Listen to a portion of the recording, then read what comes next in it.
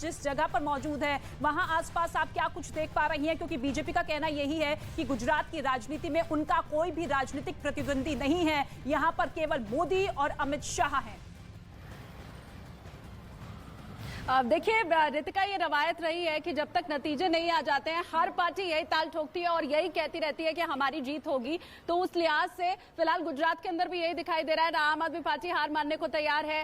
रणनीति कांग्रेस की भले ही वैसी ना दिखाई दे रहे हो, पर कांग्रेस भी यही कह रही है कि पिछली बार तो बस सरकार बनते बनते रह गई, इस बार हमारी ही सरकार बनेगी।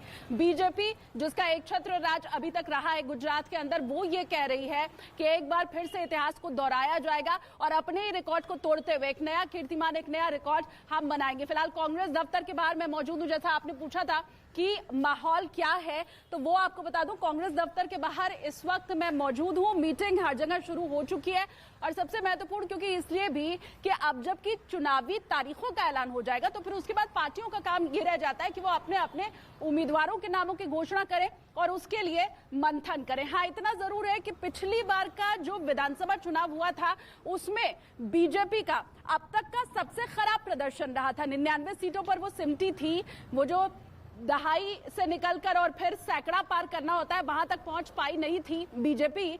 लेकिन इस बार उसका ये कहना है कि ये नहीं होगा। अच्छा, खास चीज ये है कि पिछली बार के चुनावों में हमने देखा था कि कांग्रेस, वो जो तीन लड़कों का जादू पूरे गुजरात के अंदर हो रहा था, लेकिन उसका नुकसान भी बीजेपी को हुआ नहीं।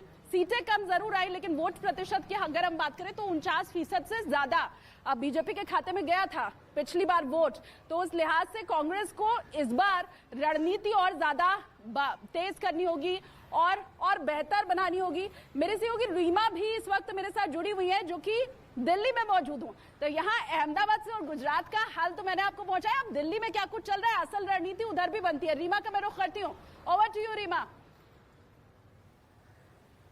बिल्कुल, महज आधे घंटे का इंतजार और उसके बाद चुनाव की तारीखों का ऐलान हो जाना है। उस चुनाव की तारीखों का जिस प्रदेश पे सबकी निगाहें टिकी हुई है वो गुजरात, जहां से ताल्लुक है देश के प्रधानमंत्री का, देश के गृह मंत्री का, यानी उन दोनों का गृह राज्य। और ऐसे में आप सोचिए कि बीते 8 सालों से देश की राजनीति में खुद को स्थापित कर चुके हैं देश के प्रधानमंत्री नरेंद्र मोदी, लेकिन 8 सालों में भी हमने गुजरात को देश के प्रधानमंत्री नरेंद्र मोदी के नाम से ही जाना।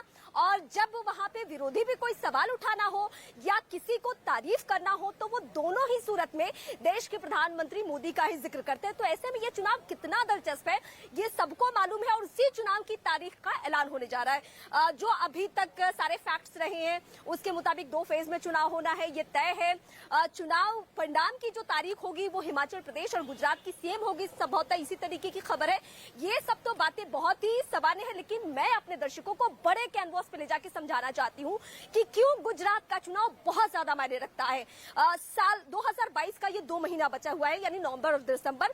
2023 का पूरा 1 साल और 2024 के अप्रैल तक चुनाव की तारीखों का ऐलान हो जा रहा है। कौन से चुनाव का? 2024 का लोकसभा चुनाव।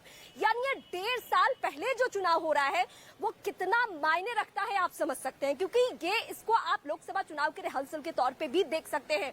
क्योंकि जो ये दावा अमेरिकी मीडिया में किया गया और